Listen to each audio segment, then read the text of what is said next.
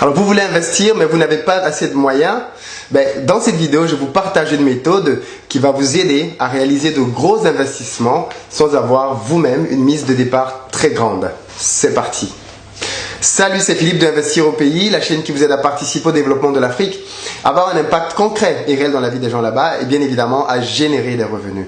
Le but de cette chaîne est de pouvoir partager avec vous les secrets et astuces d'investisseurs à succès afin que ceci puisse vous inspirer dans votre démarche personnelle. Si vous êtes nouveau sur la chaîne, d'ailleurs, n'hésitez pas à vous abonner tout de suite et à activer les notifications afin de recevoir gratuitement nos prochaines vidéos. Alors le thème d'aujourd'hui nous a inspiré par un commentaire de Richard Bayard dans une précédente vidéo dans laquelle il demandait comment faire pour pouvoir investir quand on n'a pas beaucoup d'argent. La solution elle est très simple en fait. Il ne faut pas réinventer la roue.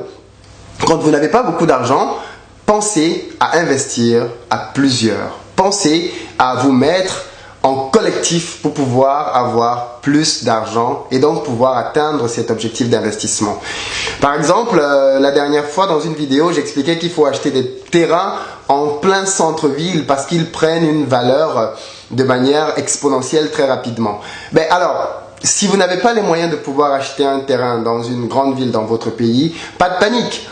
Regardez autour de vous des compatriotes, regardez autour de vous des amis, regardez autour de vous des gens qui peuvent être intéressés par l'achat d'un tel terrain et proposez-leur un partenariat, proposez-leur de vous mettre en commun pour pouvoir acheter ce terrain-là. Pour reprendre l'exemple, si vous faites un investissement sur un terrain, allez, prenons par exemple à 100 000 euros et que vous ne pouvez finalement réunir que 10 000 euros, mettez-vous avec d'autres personnes qui vont permettre que la somme totale soit 100 000 euros. Vous achetez votre terrain. Et puis vous laissez 2-3 ans quand votre terrain prend de la valeur et que vous pouvez le revendre. Une fois que vous le revendez, si vous vous retrouvez avec 5 millions par exemple en plus, votre mise de départ pour les prochains investissements n'est plus de 10 000 euros. Elle est désormais de 15 000 euros. Et voilà comment vous pouvez en très peu de temps, à plusieurs, avoir une force de frappe que vous n'auriez jamais eue tout seul. Le problème, c'est que je ne sais pas pourquoi, beaucoup de personnes, notamment en Afrique, quand il s'agit d'investissement, veulent cela jouer solo. Je ne sais pas d'où vient la notion de vouloir réussir seul. Si vous réussissez seul, toutes les personnes qui sont autour de vous deviendront des boulets. Il n'y a en vérité aucune raison valable de vouloir réussir seul. Au contraire, vous regardez autour de vous des personnes qui ont une fibre entrepreneuriale, parce que le but n'est pas non plus de vous mettre en association avec tout le monde, mais regardez autour de vous des gens qui peuvent être réellement intéressés et posez-leur la question, est-ce que ça vous dirait qu'on puisse s'associer pour pouvoir réaliser tel type d'opération? Vous pourrez être surpris de vous rendre compte que d'autres personnes sont intéressées. Et si autour de vous, personne ne l'est, c'est pas très bien grave. Continuez à élargir votre cercle et à demander autour de vous. Il y a toujours des gens qui veulent investir et qui ont beaucoup d'argent mais ne savent juste pas quoi en faire ou ne savent pas avec qui se lancer. Si vous êtes porteur de l'idée, vous savez comment la réaliser.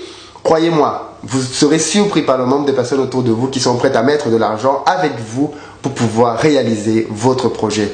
Et ainsi, on pourra valider l'adage qui dit que l'union fait la force. Oui, parce que seul, vous ne pourrez pas aller bien loin. Mais comme un adage dit, une main toute seule ne peut pas attacher un paquet. Vous avez besoin d'au moins 2 mains. Donc, n'hésitez pas à vous mettre à plusieurs.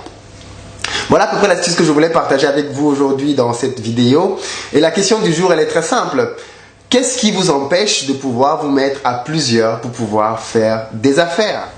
Partagez-nous vos retours dans les commentaires et puis comme d'habitude, on n'hésitera pas à répondre afin de pouvoir entretenir le sujet avec tous ceux qui pourraient être intéressés. Et puis on arrive au terme de cette vidéo et puis comme d'habitude, plus que 3 choses à faire. Likez, vous abonner et puis partagez. Et puis comme on dit toujours les amis, seul on va vite, mais ensemble on va loin et on va très loin. À très bientôt sur la chaîne.